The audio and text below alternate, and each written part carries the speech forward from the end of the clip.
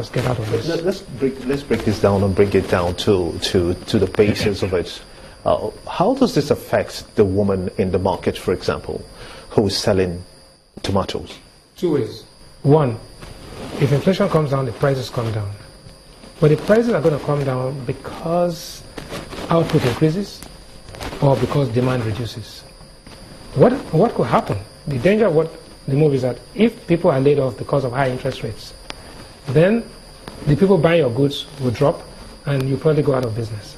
However, if because raw materials come in because of the foreign exchange availability and productivity increases, more people get to work, then demand increases. Every supply creates its own demand. That's what they call sales law. That will create. So whichever way you look at it, there was no easy option. This was a classical case of the money policy dilemma choosing between rate growth and inflation. Where we are, basically, I thought that staying where you are, status quo, and observing the trend for some time could have been an option. However, that's the call of the... Don't forget, it's a committee that made the decision. So they must have weighed all the data before them. Some of it we do not know. So there we are. So we're looking at which of the sectors of the economy now are in direct line of fire. Is it the oil and gas sector? No. Oil and gas we produce, the cost of production is pretty much fixed.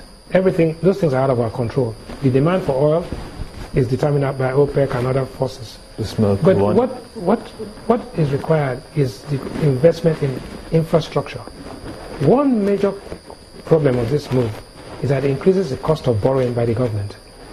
The government already has a deficit, and if you increase the MPR is the base, so you find that all the state governments have their bonds priced above the MPR. Mr. Makurwani, I want to thank you so much indeed for giving us a clear-cut analysis about the MPC's meeting's outcome. And thank you so much indeed for coming on the news at 10.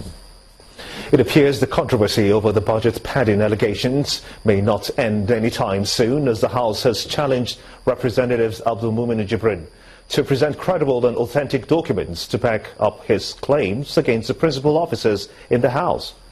Addressing journalists in the National Assembly, the chairman of the House Committee on Media, Representative Abdulrazak Namdas, says that the lawmaker has, by his actions, gone ahead to confirm why he was relieved of his position. Our correspondent, Darila Sisi, has this report.